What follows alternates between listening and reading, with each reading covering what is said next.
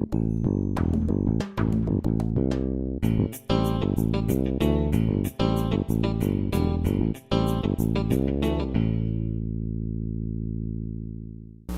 some great, wonderful stuff. Peter Lauricella.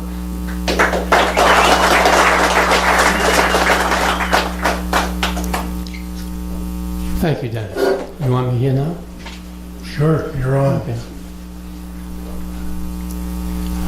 A couple of months ago, I had brought this bowl in and talked about it, and several of the guys asked if I could give them more information on how I made it, and I did quickly and briefly, and apparently either I didn't do it well enough or they didn't understand it because they asked for more information. So I thought I'd take a few minutes and go over the cutting process and the design of this.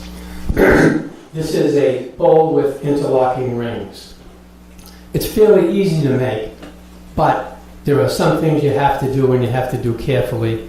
There are other things that you can do any way you like, but I want to today show you the difference and hope that it will lead to better results should you try to make one. I have a handout.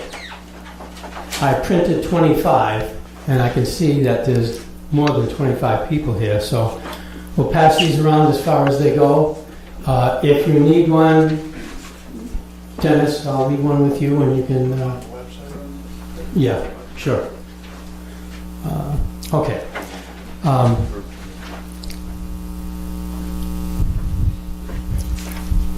I thought I would go over very quickly and very briefly the two formulas that you have to know if you're going to do any segmenting. The first is the formula that gives you the segment length of a wedge. Now, in segmenting, this would be a good one to show. A ring is made up of wedges or segments. The way I differentiate one from the other, a segment is what you draw on a piece of paper to represent a wedge. The wedge is the physical piece. That way, if I'm talking to somebody or talking to myself about what I need, I know the difference between them.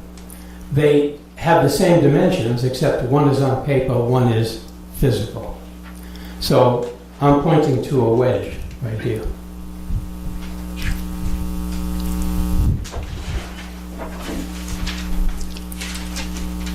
Now I'm pointing to a segment. Essentially the same thing, except they're not. So this ring is made of 8 wedges. Each is cut at 22.5 degrees. Now it's actually 90 minus 22.5, whatever that comes to. 67 and a half. But to get it on the chop saw, you set the saw to 22 and a half. So the way that you make these, you start with a long piece of wood like this, and this is just a scrap I fished out of the bucket. I'm going to make an angle cut at 22.5 degrees with the saw to the right.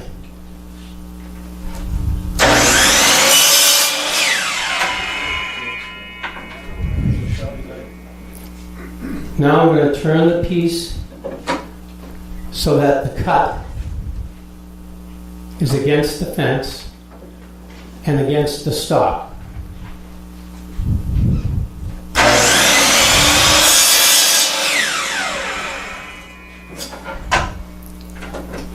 And there I have a wedge. Now, if I wanted a wedge that wasn't as long as this, a shorter wedge, I would move the stop in. I set it here because it would clear the handle and I wanted it to work.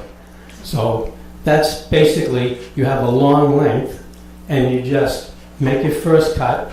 Now I'm going to take this I'm going to flip it over, set it back into the stop,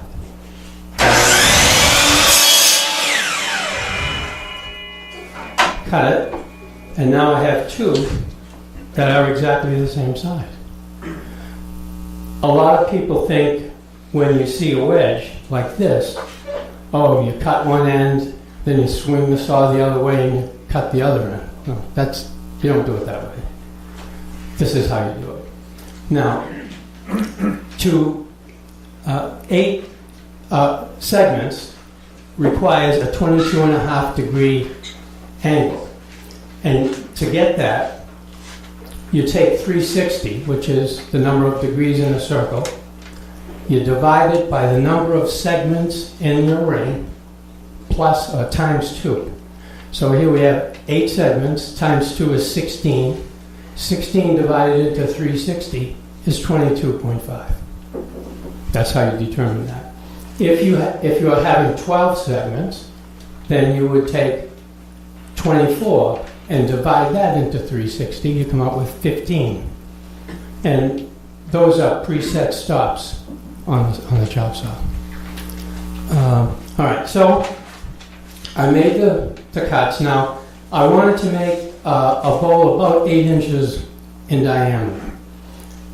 So how long do I make the wedges? The longer the wedge, the longer the segment length of the wedge, the bigger circle it's going to make. This would make a bigger circle or a bigger ring than this wedge. See the difference?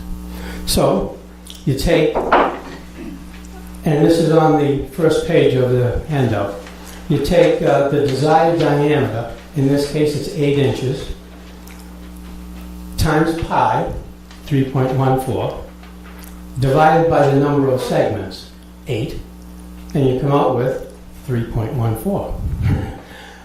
That doesn't happen, that only happens when the number of, when the diameter and the number of wedges are the same. So if you had we were making a 12-inch diameter bowl and using 12 segments, that segment length would be 3.14. But you can play with this with a calculator and determine quite readily what lengths you want. So to cut the wedges, you set the saw blade to the, right? Sorry to interrupt.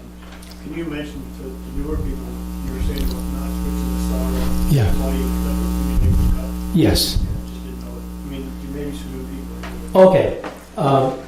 Looking at this piece, you might think that the way to cut this would be to set it over here, cut one end, and then set it over here and cut the other end. If you instead just take the board, I'm pretending that this is the board that I was going to use, and make your initial cut, turn it over, push it in, make your second cut, turn it over, push it in, make your next cut, and they all come out looking like this. And you don't have to change the angle of the saw. Just set it up once. That's it. Now, normally in segmenting, we use even numbered segments. You can use odd numbers. You could make a ring with 17 segments, or 19, or 11, but it's a lot harder to assemble it and get it to fit perfectly. Even numbers makes it possible for you to assemble a half a ring, which is basically a semicircle. And you can take that half a ring, and I don't have one here, but you could take that half a ring, hit it on the disc sander, and perfectly square it. Do that on the other half ring, same thing, and now you get two pieces that mate perfectly. Sometimes when you do segmenting, you can actually cut the pieces, glue them together, push them together and hold it up to the light, and you got a perfect fit. That doesn't happen very often. almost always you have to sand it. And just a little bzz on the disc sander expedites that, and they usually fit together perfectly after that. Normally when I do segmenting, I'll glue the pieces together and hold them together with elastic bands. And when I glue the two halves together, I just put an elastic band around the outside, sometimes 2 or 3 depending on the size of the piece. So that's how I get to this point. The next step is to